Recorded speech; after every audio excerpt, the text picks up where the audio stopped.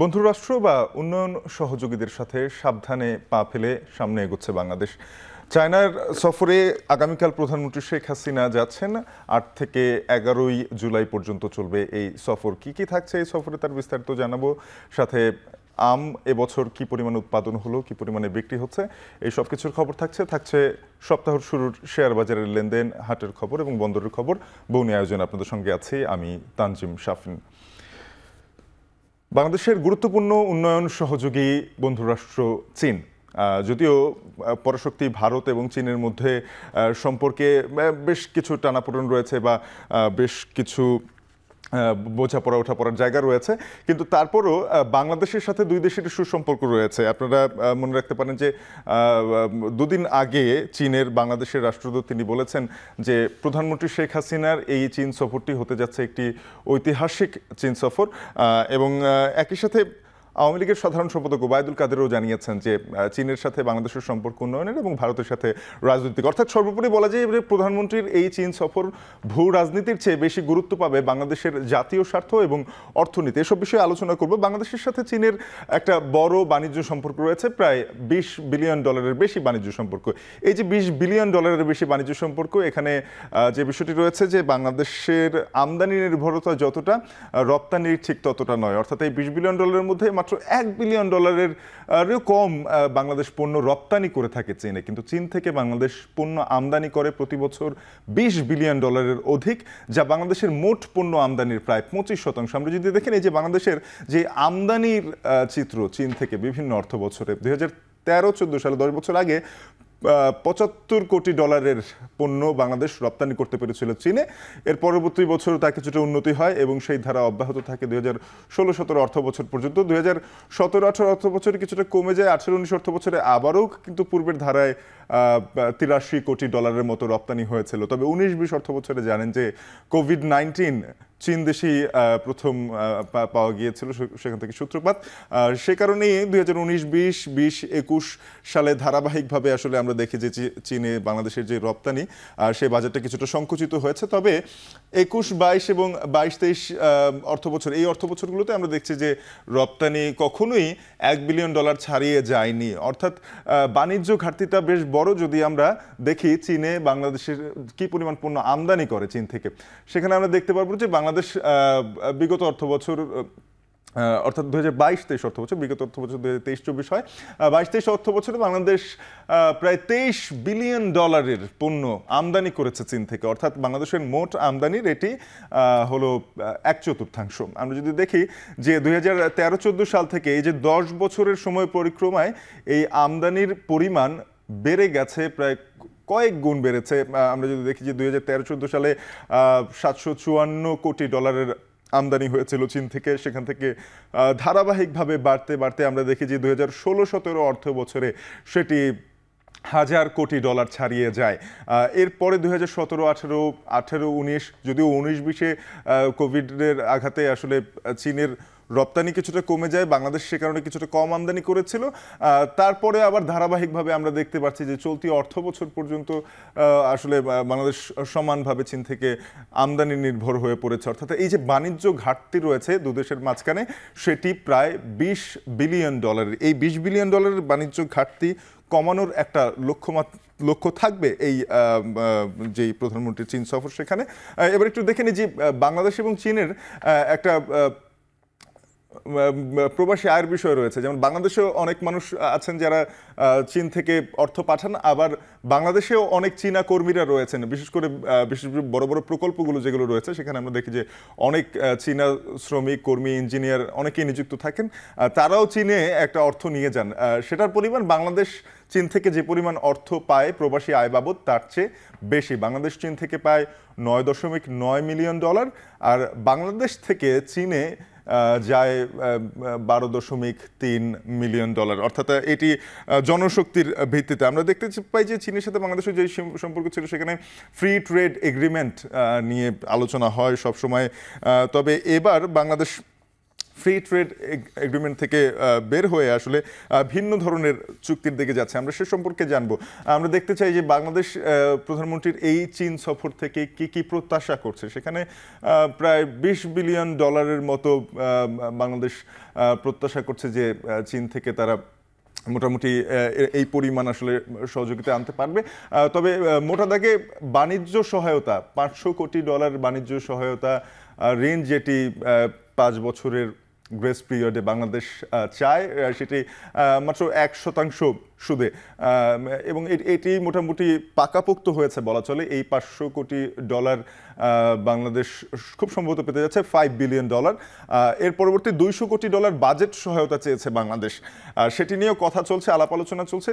এই $200 কোটি বা $2 বিলিয়ন যদি বাংলাদেশ পায়, তাহলে মোট $700 কোটি বা $7 বিলিয়ন একটা বড় ঋণ কিন্তু এই সফর থেকে আসতে পারে।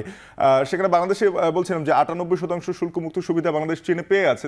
তারপরেও চীনের যে বাজারটি রয়েছে সেটি অনেক উৎপাদনমুখী, সেখানে আসলে বাংলাদেশের পণ্য রপ্তানি বাজার ততটা সম্প্রসারিত হচ্ছে না। তারপরেও 2026 সালের পরও বাংলাদেশ এই 98% শুল্কমুক্ত সুবিধা অব্যাহত চাইছে। ডলার সংকটে চীনা মুদ্রায় আমদানি, এটি একটি গুরুত্বপূর্ণ বিষয় হতে পারে। দেখুন যে বাংলাদেশ যেই $20 বিলিয়ন পণ্য আমদানি করছে চীন থেকে, সেটি কিন্তু বাংলাদেশ ডলার দিয়েই পেমেন্ট করছে। তার ফলে ডলারের রিজার্ভ যেটি, সেটি কমছে। যদি চীনা মুদ্রায় এই পণ্যগুলো আমদানি করা যায়, তাহলে সেখানে একটা ডলারের বড় ধরনের সাশ্রয় হতে পারে, যেটা অন্যান্য পণ্য আমদানি করতে আবার ব্যয় করা যেতে পারে। সে কারণে বাংলাদেশ একটু চীনা মুদ্রায় আমদানি করতে ইচ্ছুক, এবং চীনও সেই বিষয়ে আসলে আগ্রহী। মোট 17টি সমঝোতা স্মারক বা MOU চুক্তি বা আগ্রহপত্র, লেটার অফ ইন্টেন্ট স্বাক্ষর হতে পারে। এবার আমরা দেখে নিই যে বাংলাদেশ এই সফরে, প্রধানমন্ত্রীর এই সফরে আরেকটি বিষয় পাকাপোক্ত হয়েছে, সেটি হলো যে 4টি বড় জাহাজ কিনতে যাচ্ছে বাংলাদেশ, যেগুলো ঋণ দেবে চীন, এবং চীনা কোম্পানির কাছ থেকে এই জাহাজগুলো পরবর্তীতে কেনাও হবে। আমরা যদি দেখে নিই যে এর মধ্যে 2টি ক্রুড অয়েল মাদার ট্যাঙ্কার রয়েছে এবং 2টি মাদার বাল্ক ক্যারিয়ার রয়েছে। একটি হচ্ছে গিয়ে 2টি তেলবাহী জাহাজ এবং 2টি শস্য এবং আরও যেই পণ্যগুলো রয়েছে সেই পণ্যবাহী যেই বড় ধরনের জাহাজ রয়েছে। 20 বছর মেয়াদি 5 বছর গ্রেস পিরিয়ডে ঋণ দেবে এক্সিম ব্যাংক, ঋণ নেবে এবং পরিশোধ করবে বাংলাদেশ শিপিং কর্পোরেশন। এই ঋণগুলো মোট পরিমাণ দাঁড়ায়, 4টি জাহাজে মোট ব্যয় দাঁড়িয়েছে $1,676 মিলিয়ন বা 2,486 কোটি টাকা। এটার পুরোটাই আসলে চীন থেকে ঋণ পাওয়া যাবে, এবং চীন এই টাকাগুলো 20 বছর মেয়াদে বাংলাদেশ শিপিং কর্পোরেশন পরিশোধ করবে, যার বিনিময়ে বাংলাদেশের বহরে যুক্ত হলো 4টি বড় জাহাজ, যেটি পণ্যবাহী এবং তেলবাহী জ্বালানিবাহী জাহাজ রয়েছে। এবার একটু আমের প্রসঙ্গে আবারও ফিরতে চাই, যে গত বছর 2 লক্ষ হেক্টরের কিছু বেশি জমিতে আম চাষ হয়েছিল এবং 27 লাখ মেট্রিক টনের মতো আম উৎপাদন করা হয়েছিল বাণিজ্যিকভাবে, সেটি শুধুমাত্র অর্থাৎ বিক্রির লক্ষ্যে বা বাণিজ্যের লক্ষ্যে এই আম উৎপাদন হয়েছিল। এবছর জানেন যে বৈরী আবহাওয়া, খরা, অনাবৃষ্টি ছিল, আবার পরবর্তীতে ঝড়ঝাপটা, তীব্র বৃষ্টিও হয়েছে। সবকিছু মিলিয়ে আমের উৎপাদন কিছুটা কম হয়েছে। আমরা আমের যেই উৎপাদন লক্ষ্যমাত্রা তা দেখি, চলতি বছর রপ্তানির লক্ষ্যমাত্রা গত বছরের চেয়ে দ্বিগুণ। অর্থাৎ আমরা রপ্তানির ক্ষেত্রে দেখতে পাচ্ছি গত বছর উৎপাদন হয়েছে 27.5 লাখ মেট্রিক টন, গত বছর রপ্তানি হয়েছিল এর মধ্যে 1,757 মেট্রিক টন। অর্থাৎ সেটি কিন্তু আসলে মোট উৎপাদনের তুলনায় খুবই খুবই সামান্য। চলতি বছর সম্ভাব্য উৎপাদন ধরা হয়েছে 25 থেকে 27 লক্ষ মেট্রিক টন। 25 লক্ষ মেট্রিক টনের বেশি হবে এবং 27 লক্ষ মেট্রিক টনের কম হবে, অর্থাৎ গত বছর কিছুটা কম হবে উৎপাদন।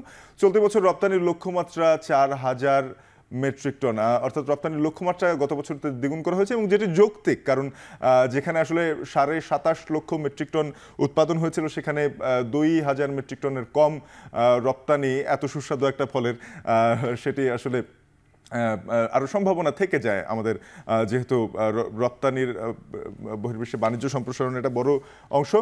ঘূর্ণিঝড় রিমালে এবারে উৎপাদন কিছুটা কমেছে, উৎপাদন কম হওয়ায় বেড়েছে আমের দামও। আমরা দেখছিলাম যে আমের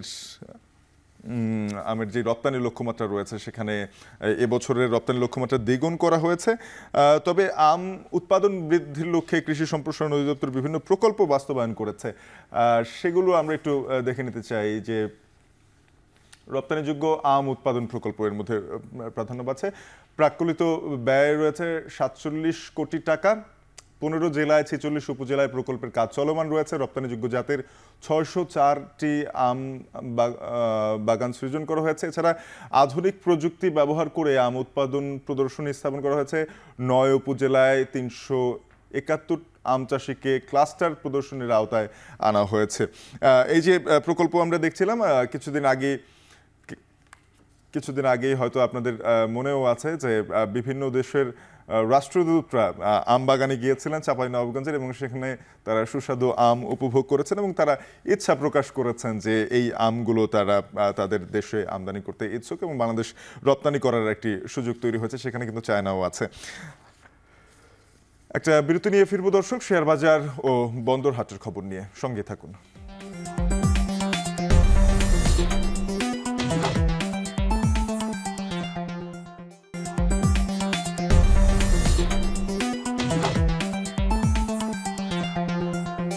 ফিরালাম বিরতির পর, দেখছেন বৌনি।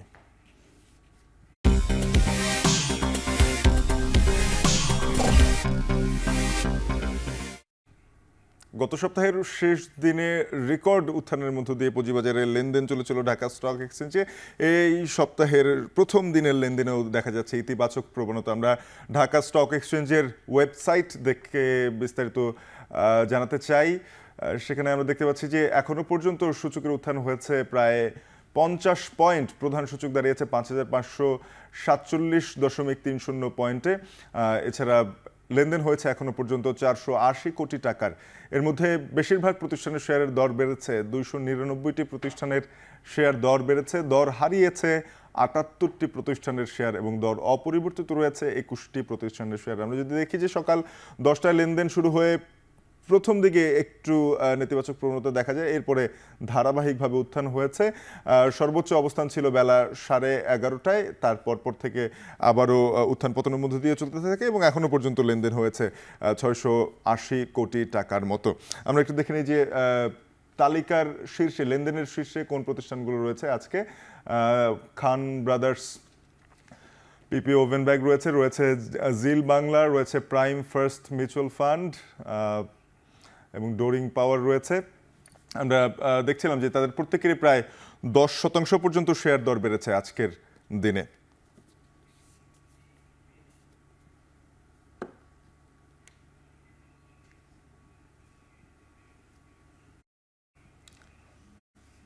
হাটের খবর নিয়ে ফিরবো, বৌনি আয়োজনের সঙ্গে থাকুন।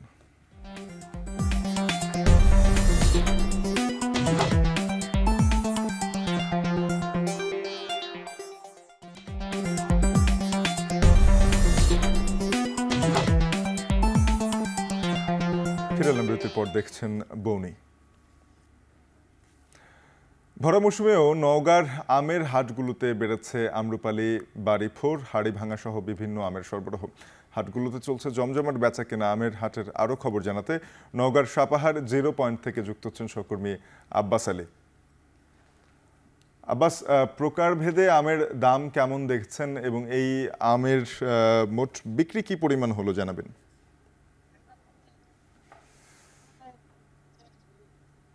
শাফিন, আমের এখন ভর মৌসুম, এ কারণে আসলে প্রচুর পরিমাণ আম প্রতিদিন বাজারে সরবরাহ হচ্ছে। তবে এখন পাওয়া যাচ্ছে আম্রপালি আম এবং বাণিজ্যিকভাবে এই জাতের আম এই জেলাতে চাষ করা হচ্ছে। আমি এখন অবস্থান করছি নওগাঁ জেলার সাপাহার উপজেলার 0 পয়েন্টে। এখানে আসলে 0 পয়েন্ট যোগাযোগ ব্যবস্থা ভালো হওয়ার কারণে এখানে একটি আমের বৃহৎ আড়ত গড়ে উঠছে। প্রতিদিন এখানে বলা যায় যে প্রায় এখন কোটি টাকার আম বেচা কেনা হচ্ছে এবং স্থানীয় চাহিদা মিটে এইসব আম বিভিন্ন জেলায় সরবরাহ করা হচ্ছে। আমার পিছনে দেখছেন যে যারা আম চাষি রয়েছেন তারা আসলে আম বিক্রি করার জন্য ভ্যান, ভটবডি এবং ট্রলিতে করে বিক্রি করার জন্য অপেক্ষা করছেন এবং তারা ঘন্টার পর ঘন্টা আসলে তারা আম বিক্রি করার জন্য অপেক্ষা করছেন। তবে তার আগে তারা ভোর থেকে এইসব আম বাগান থেকে পেড়ে এখানে বিক্রি করার জন্য নিয়ে আসছেন। এখানে এখন পাওয়া যাচ্ছে আম্রপালি, বাড়িফোর এবং হাড়িভাঙ্গা জাতের আম।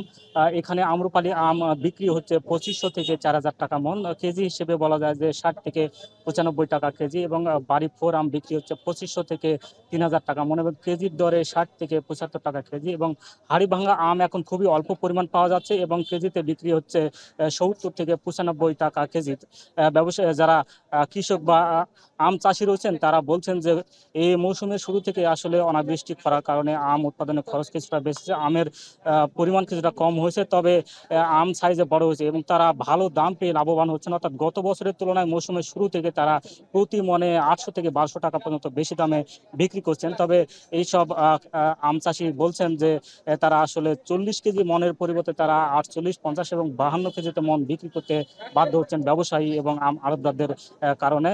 তবে আম আড়তদার আছেন, তারা বলছেন যে যারা আম বিক্রি করতে নিয়ে আসছেন এইসব কৃষকরা তারা ছোট বড় মিশিয়ে আসলে আম বিক্রি করার কারণে তারা আসলে বেশি ওজনে বিক্রি নিতে বাধ্য হচ্ছেন। জেলা কৃষি সম্প্রসারণ অধিদপ্তরের তথ্য মতে জেলায় প্রায় ৩০,৩০০ হেক্টর জমিতে আম বাগান গড়ে উঠছে, যা থেকে প্রায় ৪,৩১,০০০ টন আম উৎপাদন হবে। এর মধ্যে আসলে ৬০ ভাগ আম্রপালি আম চাষ হয়েছে, যা থেকে প্রায় ২,৬৫,০০০ টন আম উৎপাদন হবে। তবে জেলায় এবছর প্রায় ২,৫০০ কোটি টাকার আম বেচা কেনা হবে বলে জানা গেছে। এই ছিল আমার কাছে সাপাহার উপজেলা থেকে সবশেষ আমের বাজার। আব্বাস, আপনাকে ধন্যবাদ। সহকর্মী আব্বাস আলী যুক্ত হয়েছিলেন, জানাচ্ছিলেন নওগাঁয় বাণিজ্যিকভাবে উৎপাদিত আম বাজারজাতকরণ এবং বিক্রির খবর। এবারে বন্দরের খবর জানাবো। সাতক্ষীরার ভোমরা স্থলবন্দর দিয়ে আমদানির পরিমাণ কমলেও বেড়েছে রপ্তানি। এতে ২০২৩-২৪ অর্থ বছরের রাজস্ব আদায় বেড়েছে প্রবৃদ্ধির হার, যা ২০২২-২৩ অর্থ বছরের তুলনায় ২৭৫ কোটি টাকার বেশি। আমদানি রপ্তানির আরও খবর জানাতে সাতক্ষীরার ভোমরা স্থলবন্দর থেকে যুক্ত হচ্ছেন সহকর্মী আহসান রাজীব। রাজীব, জানাবেন যে কোন ধরনের পণ্যের রপ্তানি বেড়েছে এবং ২০২২-২৩ অর্থ বছরের তুলনায় ২০২৩-২৪ অর্থ বছরের মোট বিক্রির পার্থক্যটা কেমন? মোট আমদানি রপ্তানির পার্থক্যটা জানাবেন। সাতক্ষীরা ভোমরা স্থলবন্দর দিয়ে ভারতে মূলত কয়েকটি পণ্য রপ্তানি হতো আগে, সেটির তুলনায় কিন্তু এখন রপ্তানি বেড়েছে। আমরা এই বছরের পর্যালোচনা যদি দেখেছি বন্দরের, যেটি এবছর কিন্তু নতুন কিছু পণ্য রয়েছে, মশারির কাপড়, এছাড়া পাট জাতীয় বিভিন্ন দ্রব্য রপ্তানি হচ্ছে। এর আগে এখান থেকে রাইস ব্র্যান্ড অয়েলের যে কাঁচামাল সেটি রপ্তানি হতো এবং এখান থেকে কিন্তু বিভিন্ন ধরনের ঝুট কাপড় সেটি কিন্তু রপ্তানি হতো। এছাড়া আমদানির পরিমাণ কিন্তু কিছুটা কমেছে, তারপরেও কিন্তু এখানে যে রাজস্ব আদায় সেটি কিন্তু আমরা দেখছি যে বেড়েছে। এখানকার ব্যবসায়ীদের যে তথ্য, তারা যেটি বলছেন যে এবছর অর্থনৈতিক সংকট এবং ডলার সংকটের কারণে যে আমদানি কার্যক্রম সেটি শুরুর দিকে কিছুটা ব্যাহত হয়েছিল। এছাড়া এই বন্দর দিয়ে মূলত পেঁয়াজ, সবচেয়ে বেশি পরিমাণে পেঁয়াজ সহ কাঁচা মাল আসে, সেটি কিন্তু অনেকাংশে কমে গেছে। অর্থাৎ বছরে একটা সময় কিন্তু পেঁয়াজ রপ্তানি বন্ধ রেখেছিল ভারত, একই সাথে যে সমস্ত কাঁচা ফল আমদানি হতো সেটিও কিন্তু এখন এই বন্দরে বন্ধ, যে কারণে আমদানির পরিমাণ কমলেও রাজস্ব বিভাগ যেটি বলছে যে রাজস্বের পরিমাণটা কিন্তু এখানে বেড়েছে। এবছর এই যে গত অর্থ বছর গেল, গত অর্থ বছরে এই বন্দরে ৯০৭ কোটি টাকা বেশি কিন্তু এখানে রাজস্ব আদায় হয়েছে। একই সাথে রপ্তানির পরিমাণটাও কিন্তু বেড়েছে। রপ্তানি এখানে বলা হচ্ছে যে ১৩.৬৫% কিন্তু বেড়েছে প্রবৃদ্ধির হারে। একই সাথে আমদানির পরিমাণ তারা বলছেন যে ৪৩.৬৭% কিন্তু প্রবৃদ্ধি বেড়েছে। তো সব মিলিয়ে বন্দরের আয় বাড়লেও এখানে কিন্তু আমদানি কিন্তু কমেছে। রাজীব, আপনাকে ধন্যবাদ। সহকর্মী আহসান রাজীব যুক্ত হয়েছিলেন সাতক্ষীরা থেকে, জানাচ্ছিলেন ভোমরা স্থলবন্দরে পণ্য আমদানি রপ্তানির খবর। এ ছিল সপ্তাহের শুরুর বৌনি আয়োজনে। এখন টেলিভিশনের ওয়েবসাইট দেখতে ভিজিট করুন www.econ.tv। এছাড়া ফেসবুকে যুক্ত থাকুন facebook.com/tv.econ, আর ইউটিউবে দেখতে youtube.com/c/econtv।